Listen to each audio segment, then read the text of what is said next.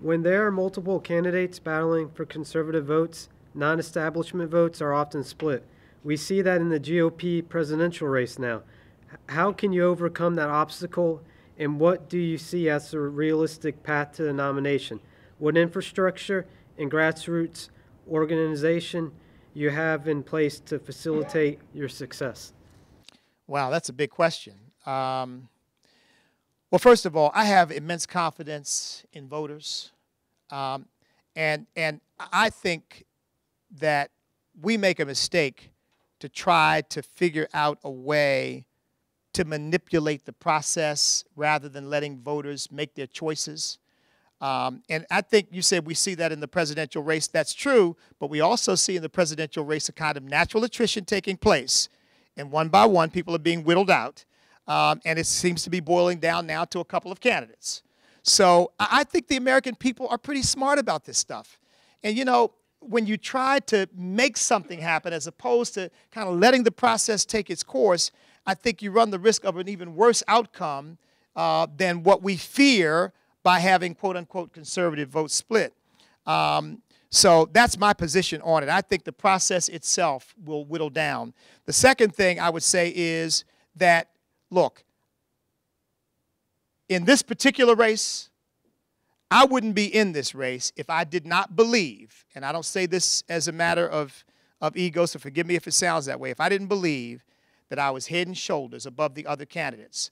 And I believe that I'm going to have an opportunity to demonstrate that before this race is over. We had a Shenandoah Valley Tea Party straw poll. Now, 2 of the candidates didn't show up. The others did. And when the vote was taken after the straw poll, I won 65% of the vote. 65%. It wasn't even a contest. I believe it'll be the same way with George Allen if the voters have an opportunity to know that I'm in the race, and it'll be the same way with the other candidates. Now, with regard to what my strategy is, God has blessed me with a fine campaign manager, and I've got a fine team of people who are working with me. It's been a struggle getting there, but we are there. We've got the fundraising apparatus in place. We now have over 100 volunteers collecting signatures for us around the Commonwealth. We're confident that we're going to have probably 200 to 250 before it's all over. Those are people who are committed to this candidacy and committed to this race.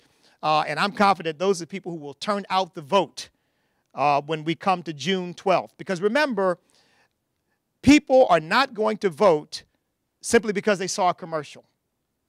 In a primary in the middle of June, they're going to vote because they believe in somebody and they want somebody to win. And I believe that I'm going to be the person that when people wake up that morning and say, we've got to have new leadership, we got to have somebody who articulates our values, that I'm going to be the person that they're ultimately going to choose. So I would say one other thing, if I may take the moment to do this. I have the broadest reach of any candidate in this race. Tea Party people support me. Grassroots Republicans support me. Veterans know that I'm the only veteran in the race. Evangelicals know that I come out of the evangelical tradition, and I'm not ashamed of it. I'm not apologizing for it. Thank you. Small business people know that we're trying to make sure they know. I ran a small business for 10 years. I taught business law and commercial law, so I've been steeped in business all of my professional life. And last but certainly not least, I'm the only candidate in the race who has the ability to broaden the conservative reach into the minority community and bring people in who share our values but have been scared away. So if I can activate all of that, then I don't think it'll even be a contest, even between me and the front runner. As I've traveled across the Commonwealth, I've heard people say this again and again and again. I'm tired, and somebody said it at dinner, I'm tired of holding my nose and voting for the candidate who I think, well, probably has the best chance of winning.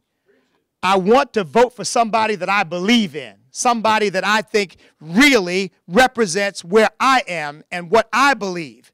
And so if I'm that person for you, I would urge you not to buy into the conventional wisdom. Oh, he can't win. I can win. I know I can win. This is a primary race. It's not a general election. You can have $5 million in the bank, but those dollars can't buy primary votes. votes are going to be brought out on the basis of organization. We see that Mitt Romney is the most well-financed presidential candidate, but he can't get his vote above 25%. No matter how much money he spends, people are going to vote their passions in a primary for the most part, and if everybody will do that, if you believe that I'm the right person, just vote for me, support me, help me. Don't create a self-fulfilling prophecy by assuming that the front runner is the person who's likely to win. Because our country is in too big trouble right now to send to the United States Senate somebody who we know is going to get there and do business as usual, or somebody who maybe, well, they're looking for a career, and so when they get there, they're also going to be figuring out, okay, now how do I get reelected here? But send somebody who you know is going to be there for one reason, to fight for you, to fight for this Commonwealth, and to fight for our country. I need your support. I need your vote.